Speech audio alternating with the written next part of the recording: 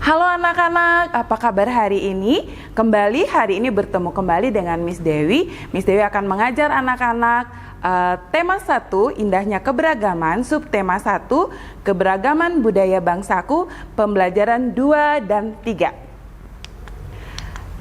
Tujuan pembelajaran kita hari ini adalah siswa dapat menjelaskan contoh persatuan dan kesatuan di dalam keberagaman. Yang kedua, anak-anak bisa mempraktekkan gerakan tari Bungong Juampa. Yang ketiga, siswa bisa menjelaskan perambatan bunyi melalui media apa saja atau saat perantara apa saja. Persatuan dan kesatuan dalam keberagaman itu sangatlah indah. Kita harus menjaga persatuan dan kesatuan. Sila ketiga Pancasila berbunyi Persatuan Indonesia. Makna sila tersebut adalah walaupun masyarakat Indonesia terdiri dari beribu-ribu pulau, suku, budaya, agama, namun kita harus tetap bersatu. Nah, ini adalah contoh kerjasama dalam keberagaman yang ada di Indonesia. Yang pertama adalah kerja bakti. Kerja bakti merupakan sebuah kegiatan yang dilakukan bersama-sama untuk kepentingan bersama-sama dan tujuannya adalah bersama-sama pula. Misalnya, kerja bakti membersihkan lingkungan rumah. Contohnya, membersihkan rumah, membantu orang tua memasak, membantu menjaga adik. Kerjasama di sekolah. Misalnya tugas piket bersama, melakukan kegiatan-kegiatan seperti perayaan ulang tahun sekolah bersama-sama atau di lingkungan masyarakat. Contohnya membangun jembatan, membuat pos kamling ataupun membantu orang lain yang terkena musibah. Yang kedua ada festival budaya. Festival budaya merupakan cara yang menampilkan kebudayaan dari seluruh provinsi yang ada di Indonesia.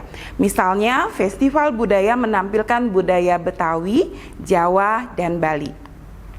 Yang ketiga, contohnya dari kerjasama adalah festival makanan tradisional. Festival makanan tradisional merupakan acara menampilkan berbagai makanan khas Indonesia. Para penjual bekerja sama untuk menyajikan makanan khas dari daerah masing-masing. Contoh festival makanan tradisional yang ada di Indonesia adalah Festival Kampung Dulu. Nah, anak-anak, kita sudah belajar beberapa bentuk kerjasama dalam keragaman. Sekarang kita akan berlatih menarikan tari Bungong Juampa dengan formasi. Perhatikan gerakan dasar tarian berikut ya. Nah, sebelum kita belajar, Miss Dewi mau tanya dulu, dari mana asal dari tari Bungong Juampa tersebut? Ya, benar. Dari Aceh ya anak-anak, kita sudah belajar pada pembelajaran pertama. Nah, Bungong Juampa artinya bunga cempaka. Teknik dasar dalam tari Bungong Juampa ada dua, yaitu teknik berdiri dan teknik duduk. Kita akan belajar teknik berdiri. Kita simak bersama-sama. Gerakan pertama.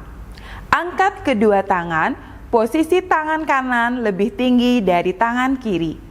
Kepala menoleh ke kanan, kedua kaki agak ditekuk. Lakukan bergantian untuk sebelah kiri dengan hitungan 4 kali 8. Gerakan kedua. Badan dan kepala menghadap serong kanan. Posisi tangan seperti pada gambar. Tangan ditarik ke bawah, kaki kanan mundur. Lakukan bergantian untuk sebelah kiri, hitungan 2 kali 8. Gerakan ketiga. Badan serong ke kiri dan ke kanan, kedua telapak tangan bertepuk. Saat serong ke kiri, tangan kanan di atas. Begitu sebaliknya, kaki jalan di tempat sambil diayun. Hitungan 4 kali 8. Gerakan 4. Kedua tangan memegang bahu, lalu didorong ke depan. Luruskan tangan dengan posisi telapak tangan ke depan. Kaki kanan dan kiri maju secara bergantian. Hitung dengan hitungan 4 kali 8. Nah, anak-anak, demikian untuk gerakan dasar tari Bungong Jompa. Nanti anak-anak amati gerakan yang ada di gambar tersebut dan ikuti dengan hitungan yang ada. Nah, anak-anak, pada video pembelajaran yang pertama, kita sudah mempelajari tentang sumber bunyi. Nah, pada pembelajaran kali ini kita akan melakukan percobaan tentang perambatan bunyi. Bunyi dapat didengar karena sifat bunyi dapat merambat ke tempat lain. Bunyi berasal dari benda yang bergetar. Gelombang bunyi termasuk gelombang longitudinal karena arah rambatannya sejajar dengan arah getarannya. Agar dapat merambat, getaran tersebut memerlukan zat perantara. Zat perantara tersebut dapat berupa benda gas, benda padat, dan benda cair. Bunyi merambat lebih cepat pada benda padat daripada benda cair ataupun benda gas. Mari kita akan bahas satu persatu. Bunyi merambat melalui benda gas. Udara merupakan benda gas yang memenuhi sebagian dari bumi. Udara menjadi perantara bunyi yang kita dengar.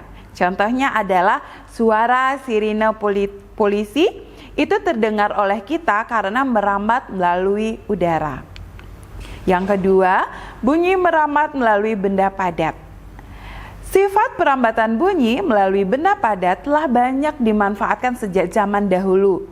Contohnya adalah pada saat berburu mencari hewan buruan ke hutan, pada saat itu orang menempelkan telinga di tanah untuk mengetahui keberadaan hewan buruannya. Contoh yang lain yang dapat kita lihat adalah pada saat kita melakukan percobaan telepon sederhana. Di sana menggunakan benang dan gelas plastik. Suara merambat melalui benang kasur termasuk benda padat. Nah, yang ketiga adalah bunyi merambat melalui benda cair. Bunyi dapat merambat melalui benda cair ketika kita menjatuhkan batu ke dalam air, akan terlihat gelembung-gelembung di permukaan air. Atau pada saat kita menjatuhkan batu ke dalam air, akan terdengar suara pada saat batu dijatuhkan. Nah, anak-anak, kita sudah belajar hari ini pertama tentang persatuan dan kesatuan dalam keberagaman. Kita harus bisa terapkan dalam kehidupan kita sehari-hari ya. Yang kedua, kita sudah mempraktekkan dasar-dasar gerakan tari Bungong Jompa. Silahkan anak-anak nanti praktekkan di rumah gerakan-gerakan yang ada. Terus yang ketiga, kita sudah belajar perantara bunyi. Zat yang memperantarakan bunyi. Ya, kita akan belajar nanti pada pertemuan berikutnya. Dan pada saat pertemuan berikutnya kita akan membahas pembelajaran 4 dan 5. Nanti baca-baca bukunya di rumah supaya pada saat pembelajaran anak-anak sudah mengerti. Tetap semangat belajar, gunakan waktumu untuk hal-hal yang bermanfaat. Sampai jumpa.